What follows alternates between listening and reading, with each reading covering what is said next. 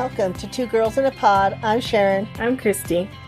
And we are very fortunate today to have one of our dear friends joining us, Heather. And the reason we asked Heather to be on is because, we talked about that mindset, the thing of creating healthy habits. And one of the things she had done was the gastric sleeve. So we wanted to talk to her today about what that experience was like for her and why she even made that decision and how do you come to that decision. So welcome, Heather. Thank you so much. So what was the kind of the determining factor for you? To get the surgery? Yeah. Actually, it was a lot of health concerns. I had gotten to the point where I was pre-diabetic. My spleen was enlarged. They were looking at a fatty liver with me. I have arthritis already, and I've had one knee replaced, and just was hurting and just not feeling good, and wasn't able to go out and do everything that I wanted to do. And so that health concerns were really the primary reason I did have the gastric sleeve. Okay. So for you, it was a lot of the health issues, but the other piece, but let's talk a little bit. You made that decision like for the health stuff. But what about the mental piece for you? Definitely a lot of the mental stuff for me was I was tired of being overweight. Okay. I was tired not being my best self, not being able to go out and go hiking. I was born with asthma, and so it was hard for me, to walk half a mile with the asthma and the weight. Mm-hmm. And so I wanted to get out and be in nature more and feel better. I had some depression and anxiety going on and just really wanted, like I said, to be my best self. Did you realize it was your weight that was tied into your anxiety and depression, or did it take you a minute to kind of equate that as they kind of went hand in hand? It took me a minute, and I think once I had my right knee replaced, and with the arthritis, because it was bone on bone, and I was in a rehab center for about a month, and really getting in there and doing the work to make the knee work and everything. I realized, I was by myself. My husband was out with his job and was gone for a month, and I really started to realize I was not in a good place, and really started equating the more I moved around and worked with some of the physical therapists and the occupational therapists that, this would probably be a whole lot easier on me, both emotionally and physically, if I didn't have as much weight. And I really tied it in with some emotional eating. Okay. Certain emotions would trigger me if I was really bored. I'd eat too much or eat the wrong stuff. Especially that ties in also with anxiety. I have a tendency to kind of stuff the feelings, so to speak. And so I think that month being by myself in that rehab center really kind of opened me up to be open to a new experience and start really thinking outside the box. One of the things is I want the audience to know that your profession is you're also a mental health therapist. We've worked together for a long time. Because because I think sometimes people think that if you're in a certain profession or whatever that is, or if you have so much money or whatever those things are that we perceive as if you're there, that you don't have any of these issues, or do you know what I mean? Right. They kind of, if you're a therapist, you're not supposed to have, anxiety or depression and not have those things. And I know within the community of therapists, it's sometimes hard for us to say, hey, sometimes we have issues too. And it's been a good journey for me to have the surgery and really feel kind of the weight lifted, because I am able to get out and go hike and be in nature, because that is where I really am finding my peaceful place where I can de-stress and just kind of be quiet. And I know they call it tree bathing or nature or forest bathing. There we go. That's really helped me so much to deal with things and to lose the weight and feel better about me. Right. So in essence, the surgery helped you to create some other healthy habits to help your mental health as well. I've really gotten into meditation. Mm-hmm. And I started that several years ago, even before I was, contemplating the surgery. But it's taken on a whole new dimension for me. And sometimes we'll use some yoga poses with the meditation to do the deep breathing to kind of let stuff go. Right. So, real quickly, I want to ask, so what is the process? Because I think there are some people who sit there and I've heard this, whether it's in therapy or, through other people or personal relationship or whatever, that they sit there and say, oh, having the surgery, that's just the easy way out. There's a lot of Yes. people that have that misconception, I think, because I've been even like my mom, they had considered her to be a candidate. And I know that was one of the things she struggled with within herself, was that she said she felt like that she was giving up on her being able to do something on her own, that people were going to view her, I guess, as kind of taking the easy way out. And not understanding. Exactly. And I think a lot of people don't understand the process of making that decision to do the gastric sleeve, and then that there is a huge process to that. So could you kind of walk us a little bit through that process? I sure can. I was very fortunate, and I had Dr. Michael Snyder up at Rose Medical, who's fabulous, and went and saw him for my first appointment. And he said, yes, I was a candidate. We looked at all my numbers and everything. And I had to get okays from my cardiologist, from my primary care doctor, from my hematologist, that they thought that the surgery would be beneficial to me health-wise. And then once I was accepted for the surgery, there are 6 months of nutrition classes that you have to go through and commit yourself to starting to lose weight before the surgery, to show that you're serious about it and that you're committed to it. And exercise, getting out and starting to walk, starting to go to the gym, starting, to do whatever you like to do as far as a sport. And they're just, for me, it was just starting to walk around the park, get moving. And then the 6 months of nutrition classes, you learn what you can and can't eat with the sleeve, because it is a lifestyle change. It is not easy. Even after you have the surgery, you have more nutrition classes, even post-surgery. But pre-surgery, you go every 1 to 2 times a month, depending on who you go see. And I had to drive to Denver to go do my nutrition classes, and was there for a couple of hours and, reading stuff, working with the nutritionist on building healthy eating habits. And, really looking at the preservatives that are in quick, fast food and easy to eat food that we don't think about, but that can compound gaining weight. The additives of salt and fat and all that stuff that are in processed foods. And it really taught me to read labels to see what are the ingredients in the food that I'm actually eating. Is that something I really want to put in my body? Right. Do you want to? And that's definitely something that's definitely creating a healthy habit within itself, and it sounds like it really taught you some of those things, because there's a lot of times this misconception that all the responsibility is off of you once you have that kind of a surgery. So that's really interesting. Well, and along that line too, from the mental piece, how hard was that? Because we really do, as humans, we get into a rhythm of what we do, or those habits that we have. How hard was that for you? Or not even hard maybe, but to do that shift from what you were so used to doing into this other place? It is baby steps. Even with the people I work with, I always say, hey, we're taking baby steps. And then when you get far enough along, you can turn around and look and see how far you've come. And so baby steps was, walking around the block, was eating fresh vegetables, more fresh vegetables, fish, lean meats, chicken, and knowing where your food comes from, going to places that you knew you were getting good meats and vegetables that were not processed. So you would, know what you had and, what your food was.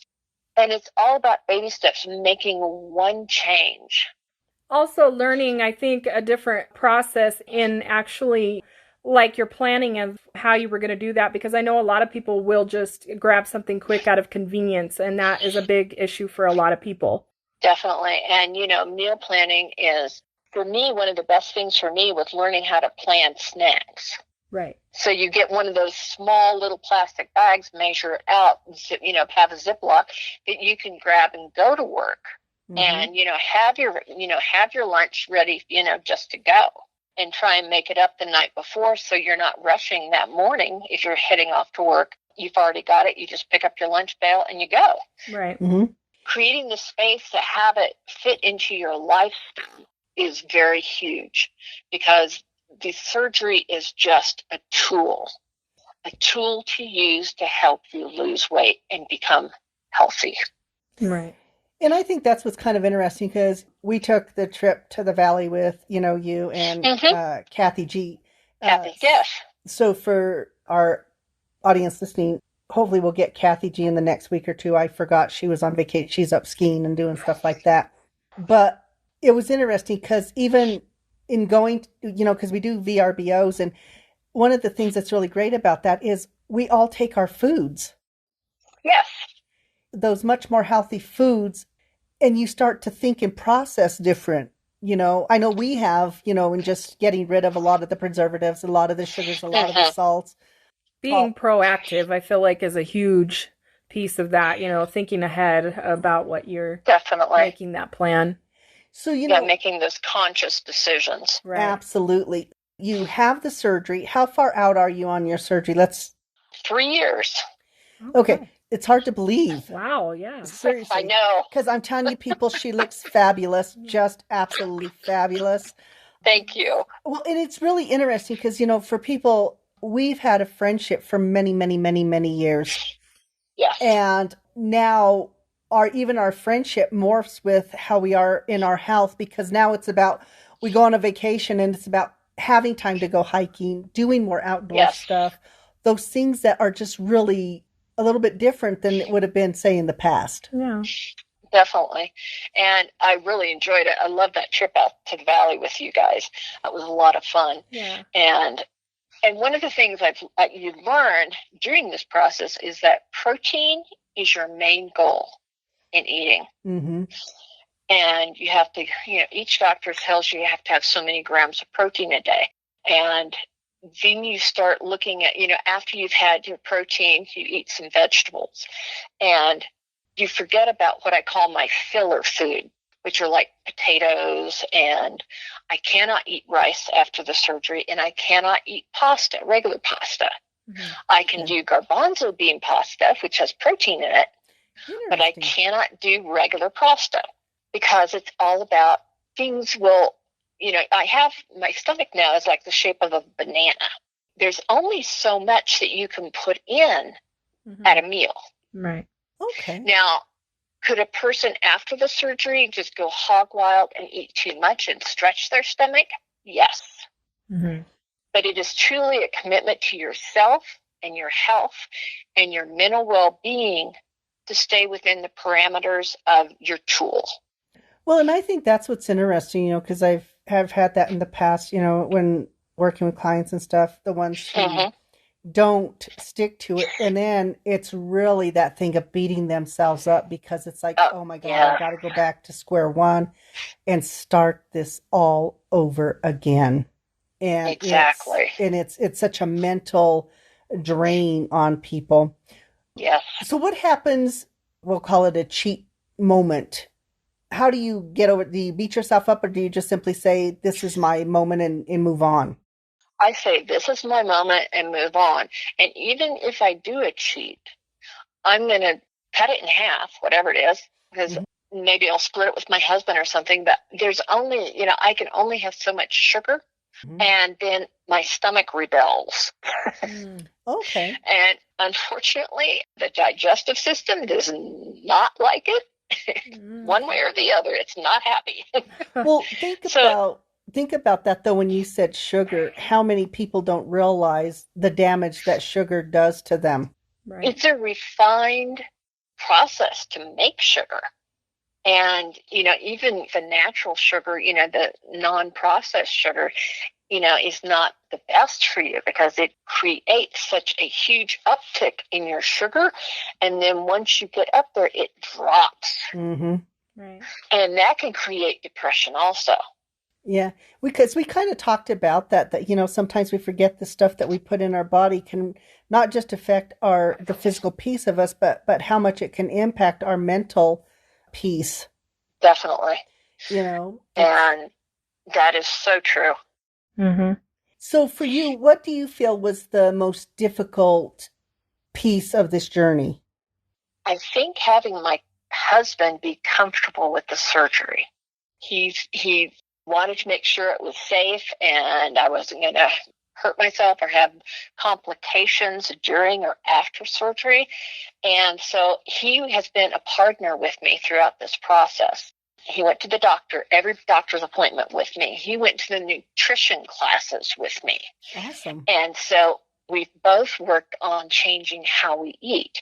And I'm happy to say he's lost about 60, 65 pounds since my surgery. That's and terrific. He looks fabulous. Yeah. Yes, it was absolutely. funny. We were getting ready for him to go on a work trip, and his dress clothes, his office clothes didn't fit. And that was a huge moment for him realizing, wow, I've lost like 3 or 4 sizes. We had to go buy him some new clothes, which was really fun. Nice. Because he got to do that with me a couple of years ago. Absolutely. And, you and I talked about the fact that your feet shrink. Your feet. Yeah. You lose weight and you lose a shoe size. Yeah. Isn't it fascinating? Because I think that we will sit there and think, like if you wear a wedding ring or any kind of ring, and if you lose weight, your ring starts to fall off, you have to get it resized. But we never stop to think about our feet, that we carry weight on our feet too. Yes. And how that's kind of one of those aha moments, like, who knew? I know. It's like 6 months after I'd had the surgery and was really, losing weight and stuff, I walked out of my shoes. Oh. Literally. And I'm looking back going, oh, wow, that was weird. Yeah. I think that's what people don't understand is in this process, it's not about just losing, weight off your butt or your arms or your stomach. Right. We all lose weight. over. Yes. It's all over. Yeah. I have a beautiful necklace that my mom gave to me after, left to me after she passed, and it had always been too tight. And then about 1.5 years after the surgery, after I'd lost almost all of my weight, I put it on and I can wear it now, which is such a nice feeling. I feel more connected to her. She's passed a long time ago, but it was nice, to wear it to a dress-up dinner and feel really connected to her. Oh, how amazing. That's That awesome. is fascinating. And it's just those are the other things I think we don't realize is even like things like wearing a necklace. There's all of these little pieces. And, real quickly, how much weight have you lost? 120 pounds. Wow. That's great. It's a whole nother person. Right.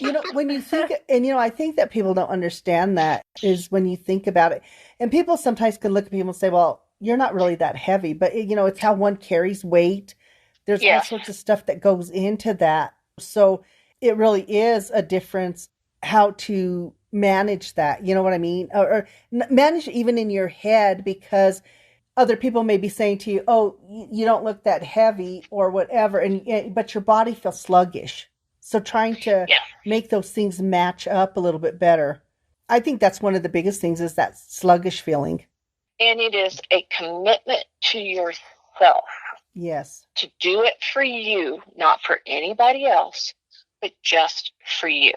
Exactly. And let me ask you this, because, we talked a little bit about this on our last podcast about kind of sometimes how having those other people in your life to kind of help along on this journey. What was that like for you? Do you feel like? You guys were very supportive. And I was fortunate that we have another friend, Kathy Weber, who had the surgery a year before me, who actually helped me find my surgeon. And it was nice to have, we shared a personal trainer for a while. And we tried to do our water aerobics together. And that extra support of somebody who had been through the surgery, who was going through the same process, that support was very important. And in fact, even now, I get my bariatric newsletter once a month, and I have access to going online and doing a Zoom meeting, a support meeting with my doctor's office up in Denver twice a month if I want to. And I think that's what's really important. I think oftentimes, whenever we're on these journeys, when we have that opportunity to have people involved, spouses, family, friends, and all of those things, because I think sometimes too, it's hard because, and let me ask you this, because, in the past I've worked with clients when they've had the gastric sleeve and that, and sometimes trying to identify with that new person. Yes. And it's standing in front of the mirror and going, who am I? What do I want in my life now? What do I want that next chapter to look like? And it's realizing that with the weight loss and stuff, you're still the same person, but you have the opportunity to create with a paintbrush a new chapter in your life. Well, a healthier chapter, a more active chapter. And I think that's it. The energy level changes. Definitely. And those kind of things. But I think sometimes too, that people, when they look at themselves and it's like, because other people start, and let me ask you this, if you found this, that as you've lost weight, that people actually look and engage with you different. Yes, very much so, especially when I go into a clothing store. When I was much heavier, I would go in and people would ignore me and not ask me if I needed help finding a size or trying on anything. And now I walk into Victoria's Secret and they're like, oh, can we, help you find your size? Can we measure you? All of this, it's very different. I'm sure. And taking all that into consideration, I think about that's just a salesperson. So I try to imagine the people that are even closer in our lives, like when you have something like that done, it's pretty cool that, like, for you and your husband, he was really supportive of that, but I would imagine there are those people out there that go and have the surgery and then maybe the other person starts to feel a little insecure because, whatever's going on with you, they've never encountered it before and they don't know how to manage this. Exactly. It can be very hard. I also work with people who have bariatric surgery, different, all kinds, both pre and post, but it is very interesting to see how that change affects their whole family system, not only their immediate family of maybe husband and kids or whatever, but also, their parents, other people outside, cousins, aunts, uncles, and even their friends. Right. And it is a change.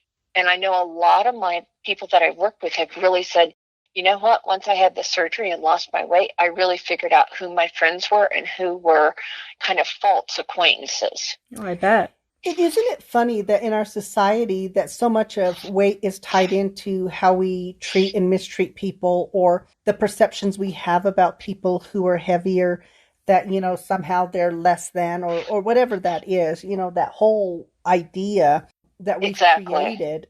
And then we wonder why people have such hard times with mental health. Exactly, with self-esteem, wanting to leave their homes sometimes. You've seen, different television shows on how people who get very, very heavy don't even want to leave their homes because of the discrimination and that they face once they walk out the door. And I think it is true. And I think that it's interesting when, particularly, when we're talking with people about when they're getting ready to have these conversations with doctors about getting either the gastric sleeve or the gastric bypass or whatever they're getting done. I have a client who's getting ready to have hers done here in February, and I had another one who had hers done a year ago. And awesome. even talking with them about what that whole process was and seeing themselves, but how other people perceive them now and how do they mesh that together. Exactly. And growing up, I was much smaller through high school and everything. And I actually, last fall, went back for my 40-year class reunion. And I had several people look at me and say, you are the one person who has changed the least. Oh. How interesting, huh? Well, isn't that interesting? And it was so funny because, we've all aged. But it was like, wow, really? Well, I guess it's kind of interesting. I think, going back to class reunions would do that because it's all the stuff in between that they don't see, the journeys that we're on and Exactly. all of those things. And then you walked back in looking fabulous. So yeah, that would be interesting. Yeah, and then I do have my close friends that I do keep more in contact with that have been also supportive throughout my journey. They've known what I've been doing. And, we may not live in the same small town anymore, but, through Facebook and text messages and stuff, they have been very supportive through this process also. Yeah, that's good. Well, and I guess that's kind of what the thing. So let me ask you this: now that you've been on this journey, what other goals do you set? How do you set those goals? What does it become? Because oftentimes with the surgery, it's just the goal of the surgery. And then Right. it's finding that weight that that whatever that weight is that you want to lose Feels comfortable for you. Yeah, but then after that, what becomes that motivation? How does that goal setting change? Well, it becomes maintenance. And, you still, you may be able to have a cheat day once a week where you do something. And I'm not talking about go off the rails the whole day. Yeah. But, maybe have 4 or 5 bites of a dessert while you still had a healthy meal. Right. And it's all about portion control and keeping watch on how much, you eat. And for me, it's becoming more of a goal setting about, going on hikes, increasing, I've been able to do a 6.5 mile hike, which Nice. I never in my life thought I would. Nice. And it's been, and through the process, it's also been when you've rewarded yourself for things, when you've accomplished a goal, to do that without food. Right. Oh, very true. To go get your mani-pedi, to go for a hike, to spend time with friends. Maybe an outfit you've been looking at. Exactly. Things like that to reward yourself without food. And we're so excited because we do have a trip planned with you and Kathy G to go to Antelope Canyon, which is one of those places where we're going to get a lot of walking and hiking in, and just and it's so cool to be able to set those things up because they're just such different vacations. It's not the vacation you always want to take, as you were at the beach not that long ago as well. Right. Because we have a love of that beach. Oh, gotta get some beach time. Yeah. But even with that beach time, I still walked. Right. It was walking next to the ocean, feeling the sand between your toes and feeling the sun on you. But the goal settings differently. Like now I'm starting to train a little more to get ready for Antelope trip down to Arizona. Yeah. And doing a little bit more, a little more core work, a little more, pushing yourself to go a little bit farther on the walks and things like that. Well, do you think too, like setting those kind of things up, in the future, that becomes that thing that you can set as a goal, because it has a time on it? You know what definitely. I mean? Because it keeps you accountable. Right. Exactly. It inspires you. Yes. Yeah. And you set your goal, you make your plan, and you do your thing. Exactly.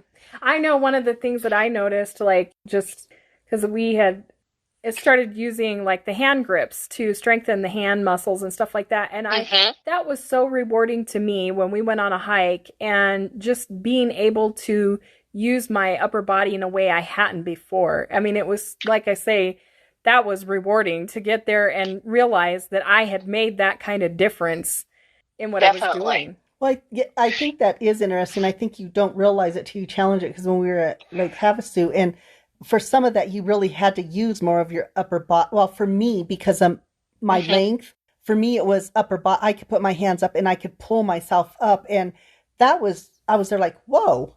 Yeah. It was kind of exactly this eye-opening thing of, oh my God, that is paying off kind of thing. And it's those little things that you don't think about until you challenge yourself to go do them.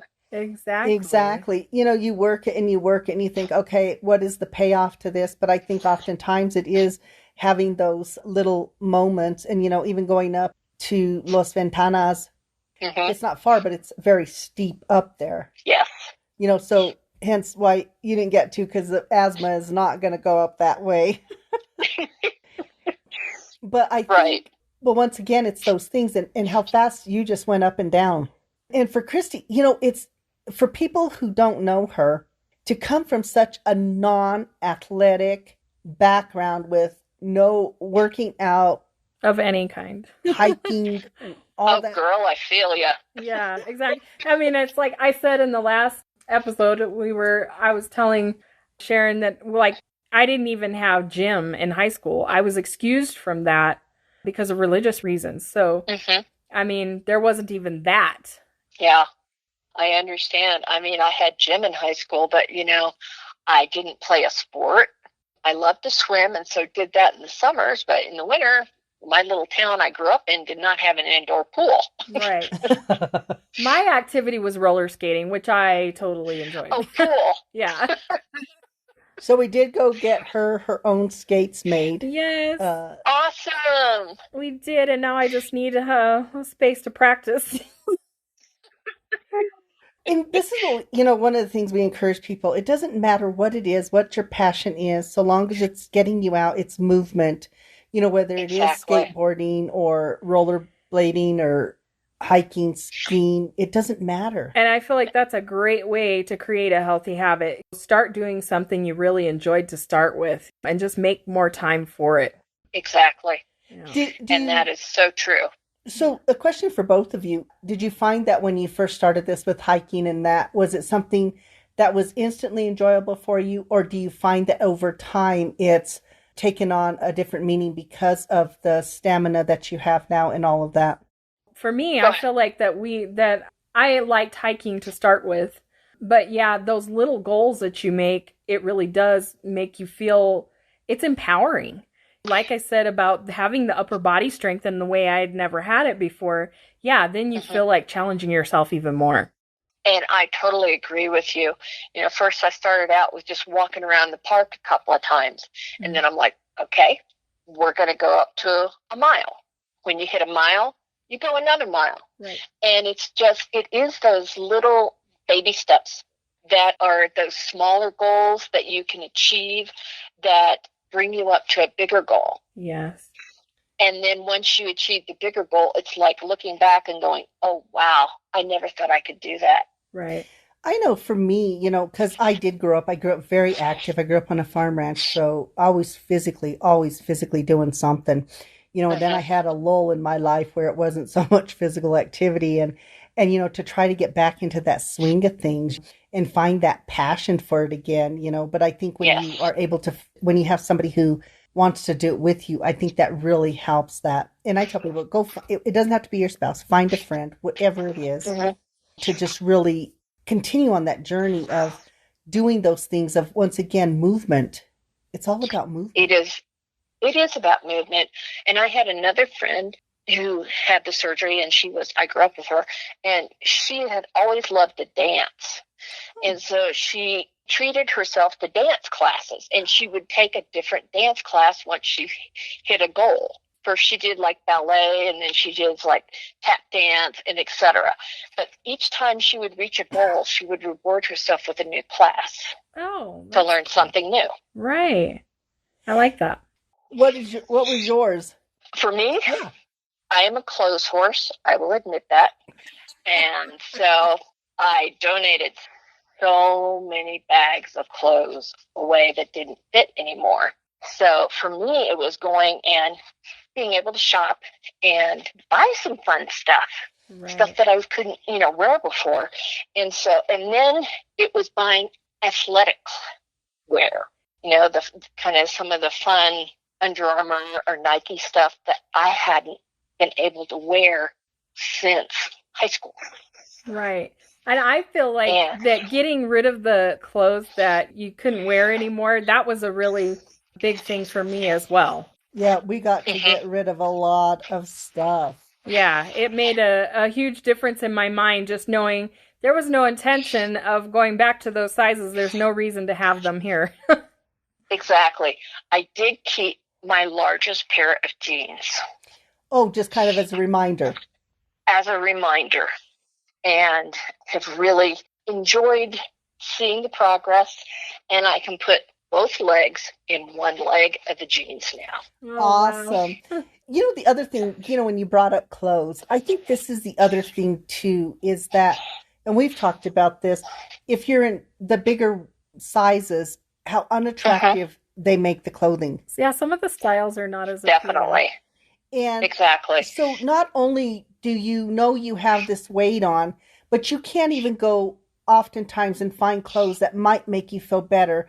So therefore, I think even knowing that plays on, and we're going to talk about women, but I imagine, I don't know, we're going to talk about women, on women's minds, you know what I mean? That how can I feel good about myself when, I got these really weird designs across the front of me? Exactly. And I've noticed even for my husband with losing the weight, it's been fun for him to go into a clothing store and be able to buy off the rack in a store without having to order a special size. Oh, yeah. Yeah. And like I said, I mean, I imagine it's with both, we just don't know that as well. Right. But I think that once again, there's things that can be done differently. And I think even, when you find, even if you're at a heavier weight, but you find that one pair of jeans that looks stylish. That you feel good in. Right. Yeah. You get all excited. I'll have 10 of those, please. In all colors. Right. Yeah. I need one of each. Well, because you do, it kind of becomes that excitement. And what we want for people listening to this today, men and women, but we're talking about just from the female perspective. But once again, men, it's the same thing. It doesn't matter. It's every single human being. Exactly. To be able to look in the mirror and feel good about who they are. And that's not to say, and I want to make this clear, that's not to say that being heavier is not good, because you can be heavier and you can be healthier. And you can be very active and be heavier. Yeah, so that's not what it's about. Right. It is healthy. Mm-hmm. It's that healthy lifestyle. It's, feeling good in your own skin. Yeah. Exactly. And whatever that place is. But one of the things is I think because clothing doesn't match with that. So a lot of times, even if you are a person who is healthy in your body, wanting that to be reflected in the way in which we dress or whatever that is, I think sometimes there is a disconnect there. Exactly. And sometimes looking in the mirror, you can't kind of grasp, you get a little bit of the body dysmorphia. Yes. Both when you're heavier and after you have lost a lot of weight. And it's, coming to realize that, yeah, this is me. Exactly. And once again, so this isn't at all about saying being thin or being skinny, is it? This is about, for you, this was your healthy choice. This was your healthy decision. Exactly. Not because of the weight. And this is the other thing that I think is really important. For you, it wasn't the weight itself. That was a piece of it. But it was what the weight was causing for your actual health. Yes. And that is exactly correct. And wanting to make sure that if people listen to this, not that in no way, shape, or form are we saying that if you're heavier, you cannot be healthy and you're not making healthy choices. And you absolutely can. I have friends that are very tall who are very muscular, and bigger girls or women, and very active, playing basketball, playing volleyball, doing those things. And it is all about healthy. The number on the scale doesn't matter if you're healthy. Exactly. And I think that's the other thing that we talk a lot about. Well, I know one of the things that when I started this whole journey of, deciding I wanted to be healthier was I started looking at some articles, and I was even sharing them on social media, that how many women I saw on there that had done muscle development, and their scale weight had not changed at all, but looked like completely different bodies. Oh, my goodness. Exactly. It was amazing to see that. That was a real eye-opener. I posted a few articles like that to share with friends, because it really was an eye-opener.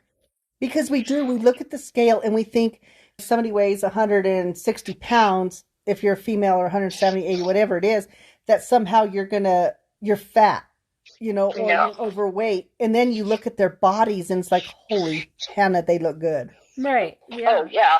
And it can show and you did it in those articles. What was really cool is you had a before and an after picture of them. Yes. And they, same weight, but totally different Totally people. different. Totally different. Right. Exactly. And I think that's kind of the thing. And there's a starting point for everybody, you know. Yes.